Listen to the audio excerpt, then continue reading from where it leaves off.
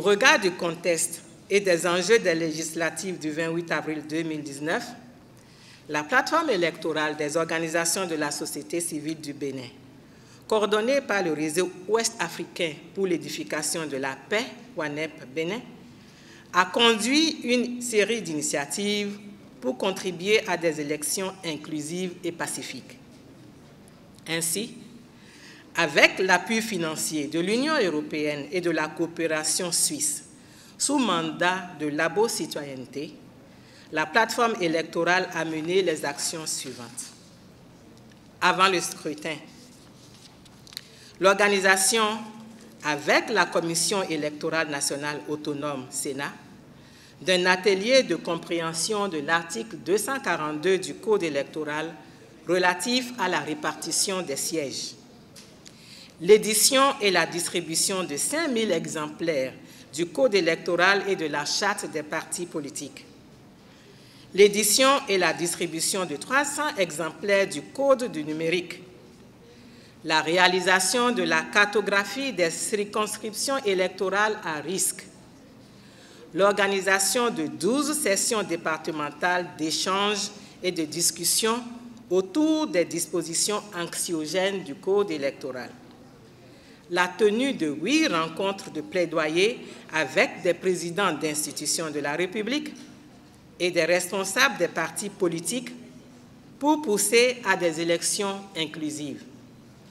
La publication de 8 déclarations assorties de recommandations à l'endroit de divers acteurs pour impacter le processus. La formation des formateurs, des moniteurs en vue du monitoring du scrutin. La formation départementale des moniteurs pour la surveillance du scrutin. Pendant le scrutin, l'animation les 27, 28 et 29 avril 2019 d'une salle de situation électorale réorientée selon les nouveaux enjeux du scrutin.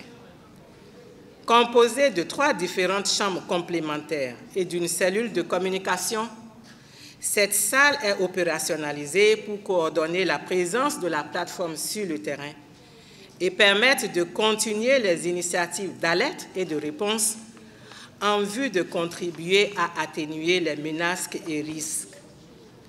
Les enjeux liés à la gestion sécuritaire du scrutin et au taux de participation sont ceux ciblés par la salle de situation.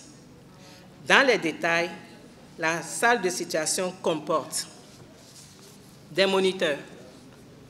Alors, ils sont 15 e-moniteurs déployés le 8 mars.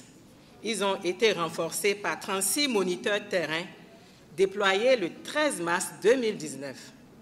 Ce total a été renforcé ou sera renforcé demain par 714 autres moniteurs et 24 superviseurs formés le 24 avril 2019, soit un déploiement total de 789 moniteurs.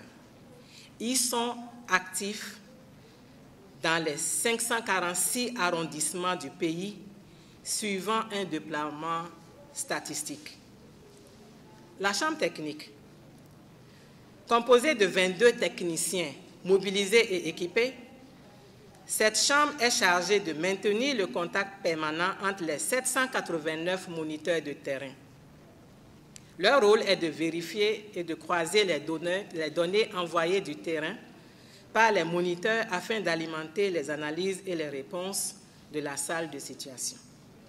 La Chambre d'analyse, elle est constituée de 7 experts de profils variés: sciences politiques, communication, statistiques, droit, sociologie, genre, sécurité. Ils ont pour rôle d'analyser les données collectées et traitées par la Chambre technique afin d'élaborer les documents de position comme la présente déclaration d'entrée et tous ceux qui seront diffusés par la salle de situation durant ces travaux. L'ensemble de leurs analyses et recommandations seront transmises à la Chambre de réponse. La Chambre de réponse, elle est composée de 5 personnalités chargées de valider les alertes, recommandations et autopublications avant leur diffusion. Elle aura ainsi à animer des conférences de presse périodiques suivant un agenda précis durant les 3 jours d'activité de la salle de situation. Les initiatives de réponse sur le terrain sont aussi de leur ressort afin de rendre effective la contribution de la salle de situation pour l'atténuation des risques et menaces de violence. La cellule de communication, quant à elle, assure la visibilité et la diffusion des documents validés, ainsi que l'interface avec les acteurs des médias.